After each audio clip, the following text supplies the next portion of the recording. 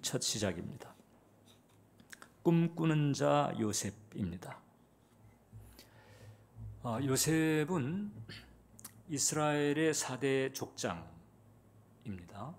아브라함, 이삭, 야곱, 그 다음에 요셉입니다.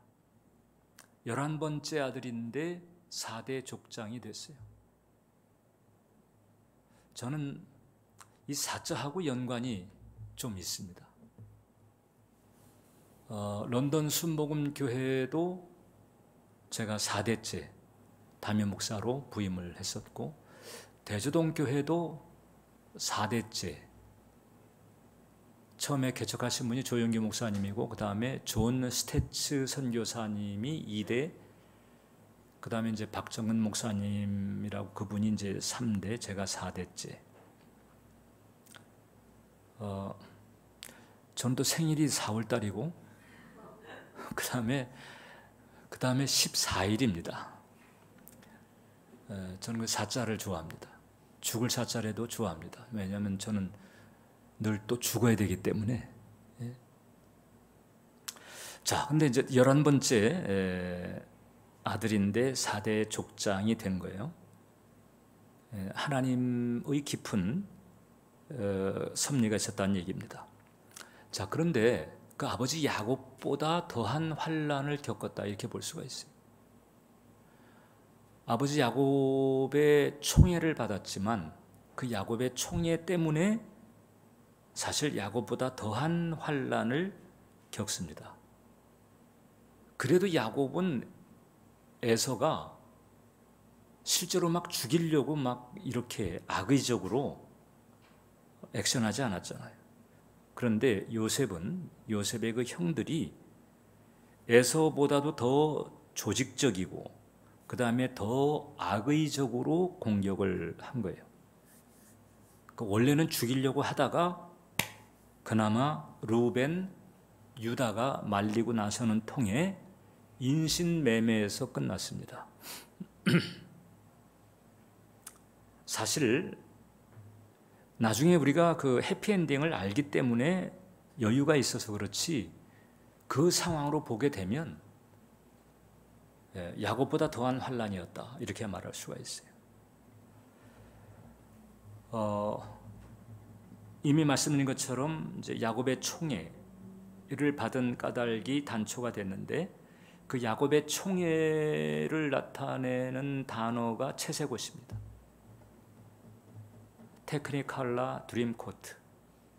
그래서 이 런던에서는 그 뮤지컬도 있어요. 조셉 앤드 테크니칼라 드림코트라고.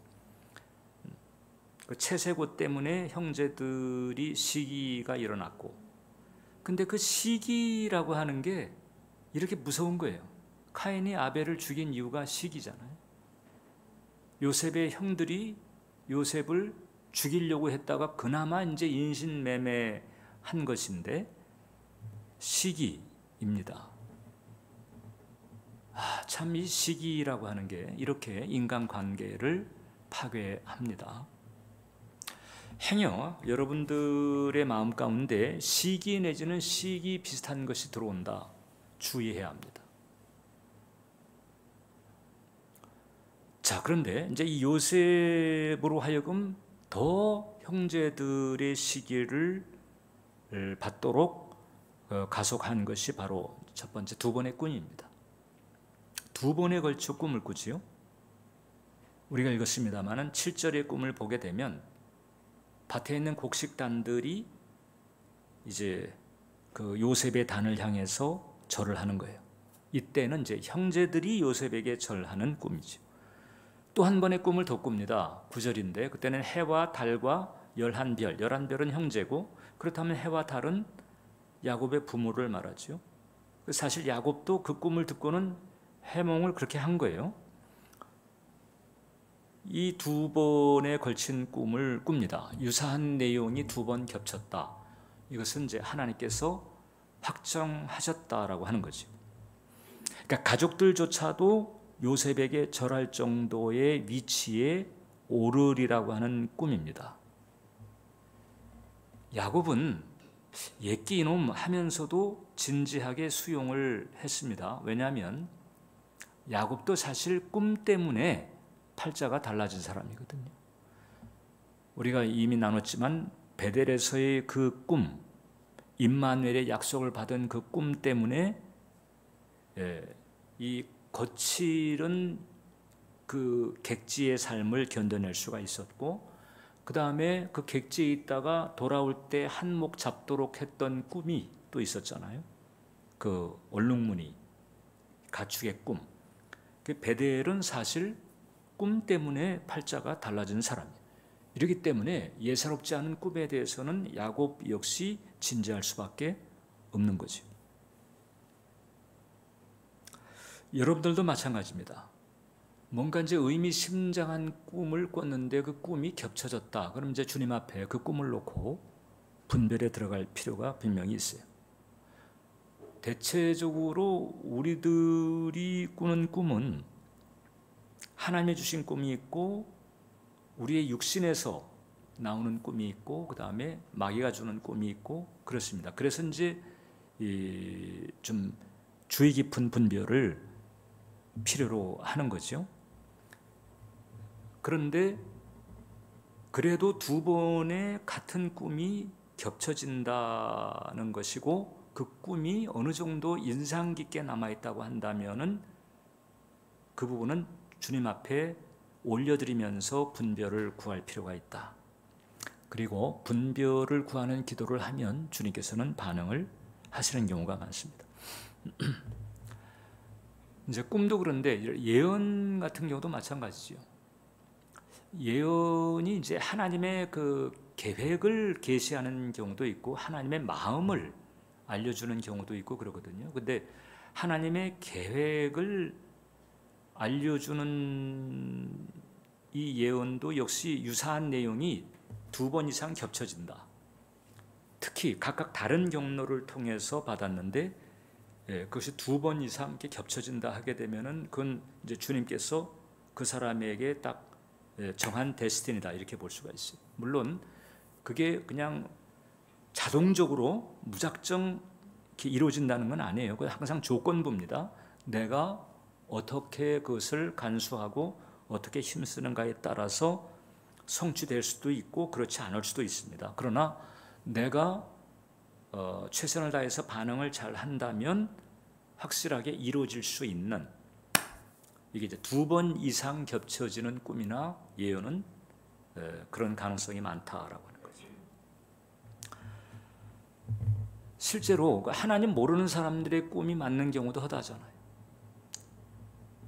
바로 지금 이제 요셉하고 직접적으로 연관이 있었던 바로, 창세기 41장에 보면 바로도 두 번에 걸친 꿈을 꿉니다. 하나는 이제 그 7 암소, 처음에는 아주 실했는데 나중에 파괴하게 된 그런 암소. 그 다음에 또 한 번의 꿈을 더 꾸죠. 7 이삭.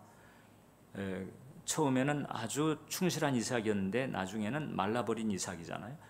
이 7 암소와 7 이삭의 꿈을 꿨잖아요. 이게 맞는 꿈이었어요. 그죠? 네. 7년 풍년과 7년 흉년이 있었단 말이죠. 그러니까 바로 하게 되면 우상을 섬기는 사람이었는데, 근데 그 바로의 꿈이 맞는 꿈이었다. 심지어는 그 바로의 보좌관들이 요셉이 있는 감옥에 투옥이 됐잖아요. 떡 맡은 관원장, 술 맡은 간원장, 그 보좌관들이 꾸었던 꿈들도 그 꿈대로 됐어요.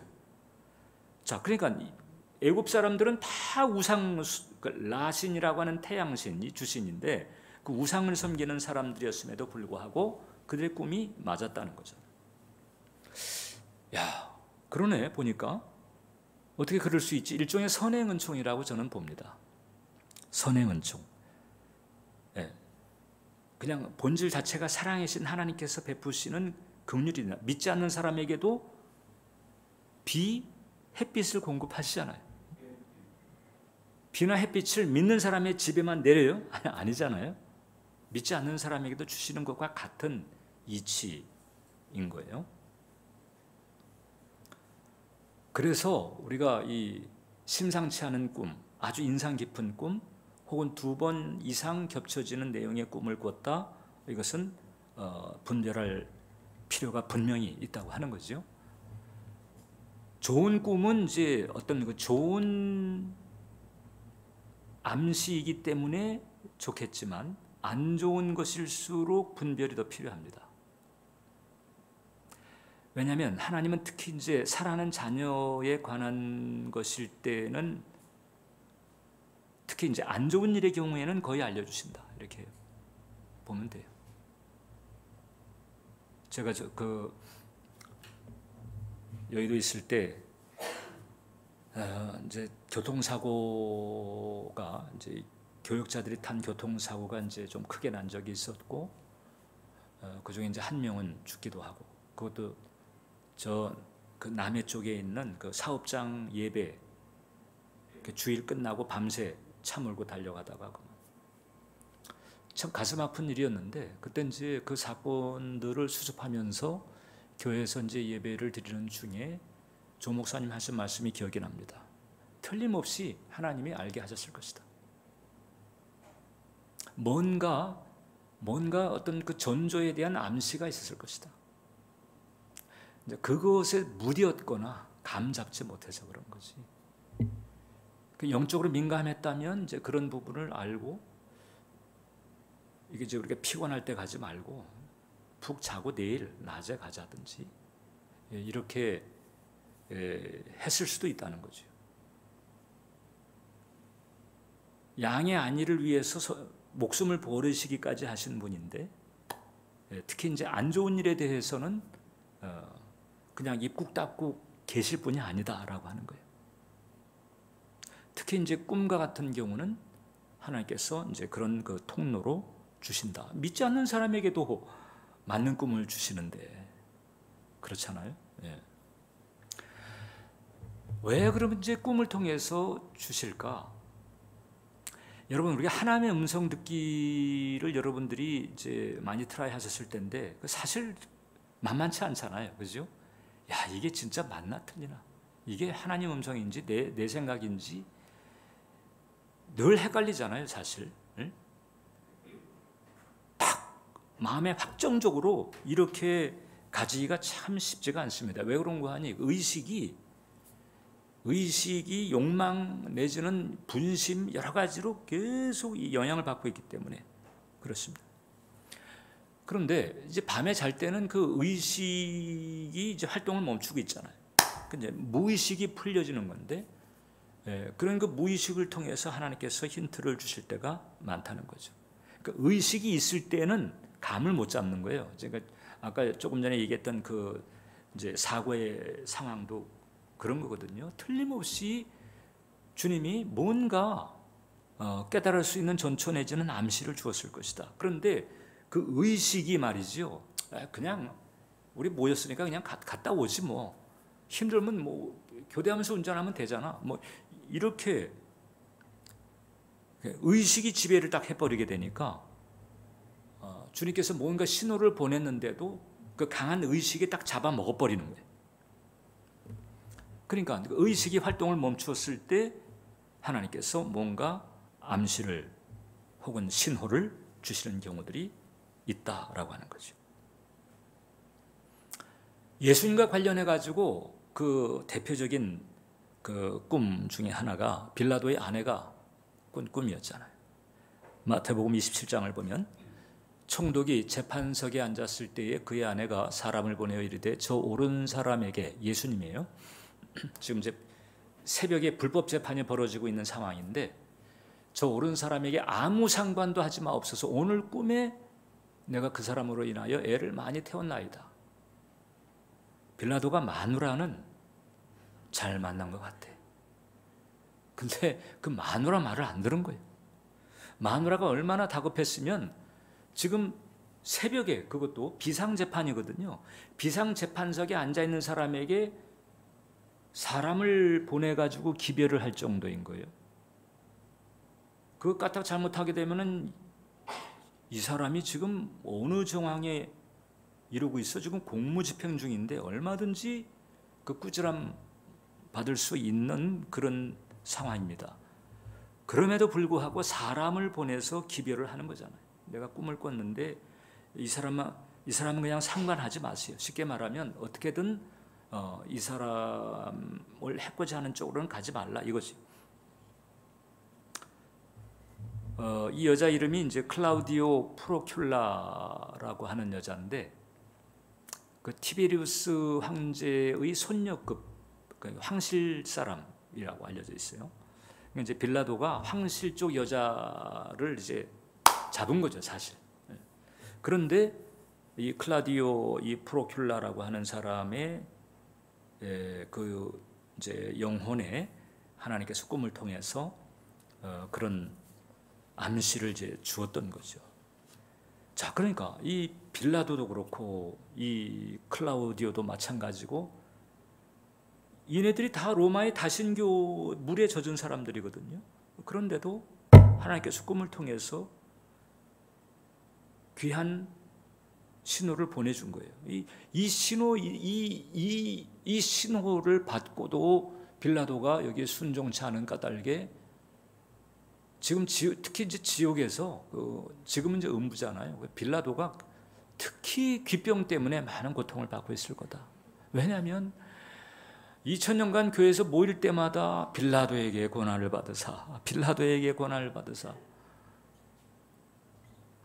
엄청난 재앙인 거죠. 엄청난 저주인 거죠. 그 저주를 피할 수 있는 길을 꿈을 통해서 주었는데, 그 의식이 이 정치 의식 혹은 유대인들의 압박으로 말미암은 어떤 압박감 이런 것이 잡아먹은 거예요. 주의할 필요가 있다. 주의할 필요가 있다. 그래서 유대인들은 잠자리에 들어갈 때 기도문을 읽었습니다. 최시본 하네페쉬라고 하는 기도문이 있는데, 자, 함께 읽어볼까요? 시작.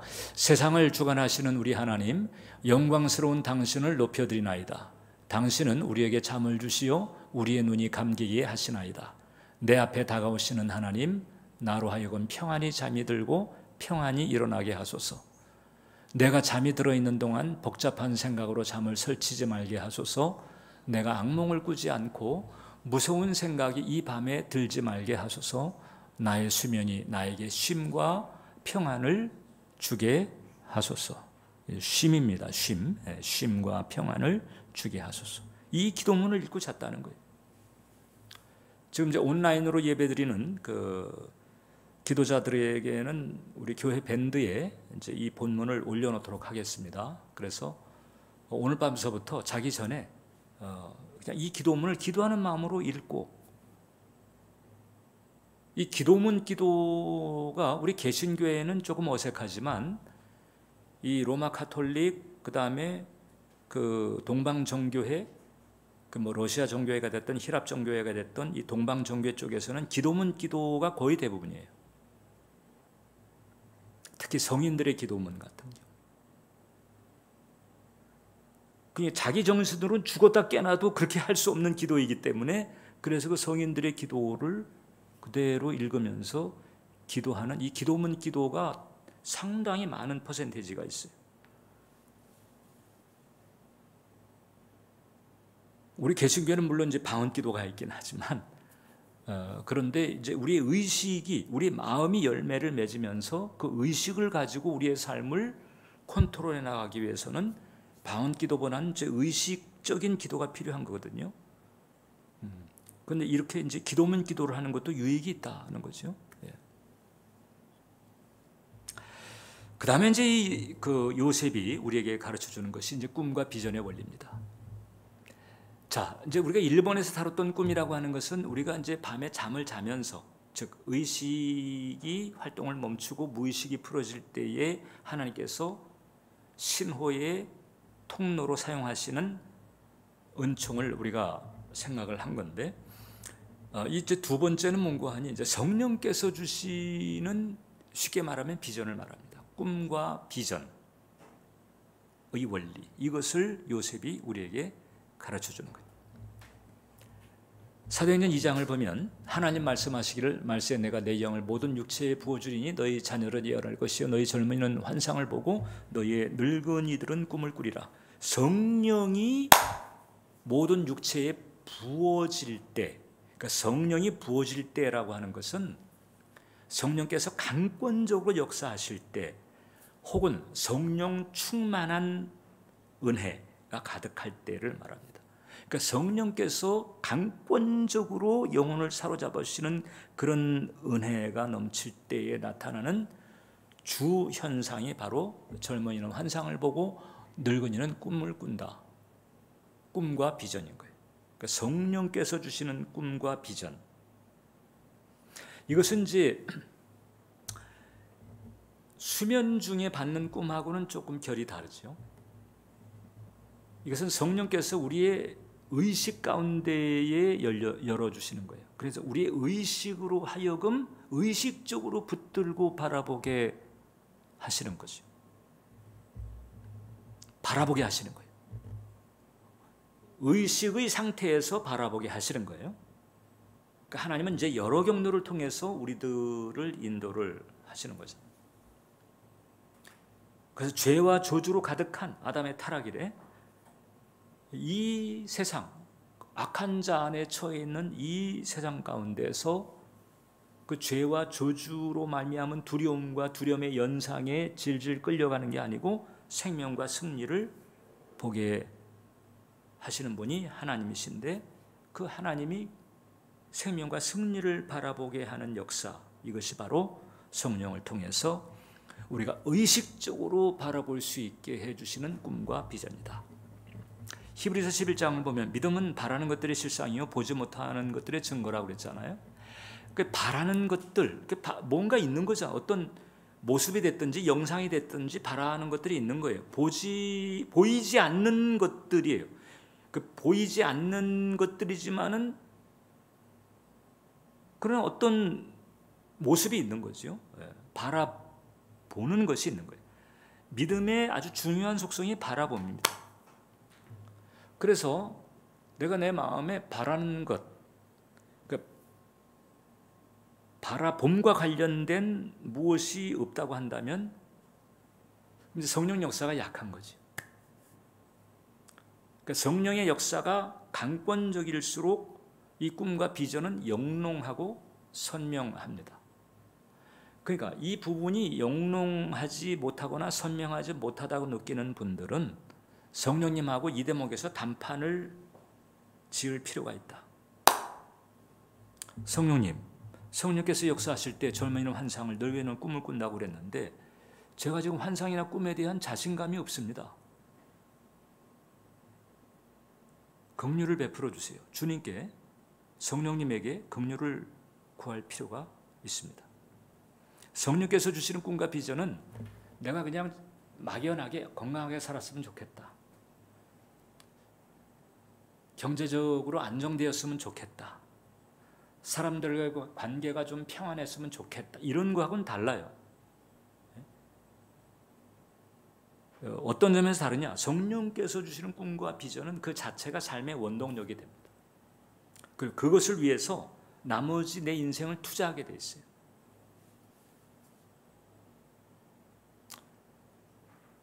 우리가 이 경제적인 안정, 어떤 관계의 안정, 건강에 대한 희망, 이런 부분들을 가질 수 있고 그것을 위해서 애를 쓸 수 있지만은 전력을 투자하는 경우는 많지가 않습니다. 그런데 성령께서 주시는 꿈과 비전은 그 꿈과 비전의 성취를 위해서 가지고 있는 모든 것을 투자하게도 합니다. 왜냐하면 막연한 희망이나 여몽과는 달리 이것은 실체가 있는 것이기 때문에 그래요. 그 실체가 있기 때문에 성령께서 알게 하시는 거거든요. 그래서 여기에 전력을 다하면 그 실체를 손에 쥐을 수가 있는 거예요. 요셉의 경우는 총리 대신이라고 하는 실체가 있었어요. 요셉이 몰라서 그렇지 13년 뒤에 총리 대신이라고 하는 실체가 있는 거예요.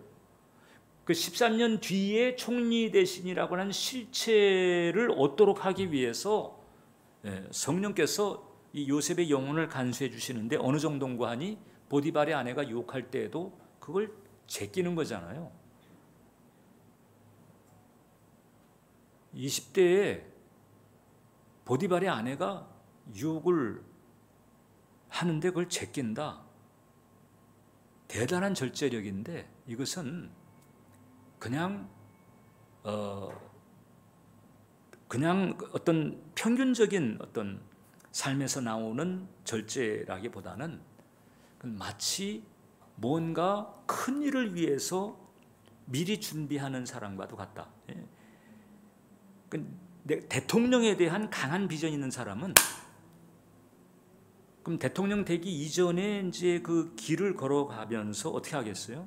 주변 관리하고, 자기 신상 관리하고, 인간관계 관리하고, 뭐 무슨 뇌물 사건이라든지 무슨 치정 사건이라든지 이렇게 걸림이 될 만한 것들은 아예 그냥 애저녁에 그냥 다 정리를 하고 멀리하고 이렇게 갑니다.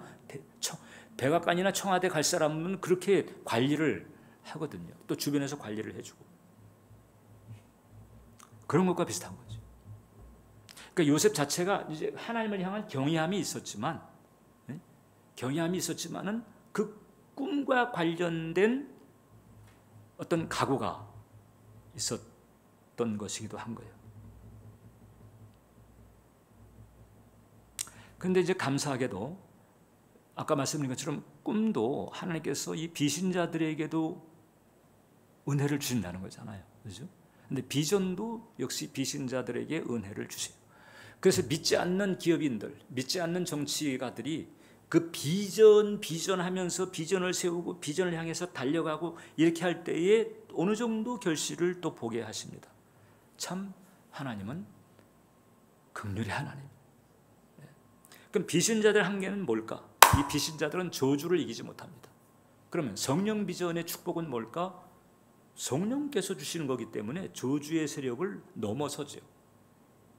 성령께서 주시는 비전은 내가 올바로 반응을 하기만 하면 이루어진다. 성령께서 주시는 꿈, 성령께서 주시는 비전은 이루어진다. 할렐루야.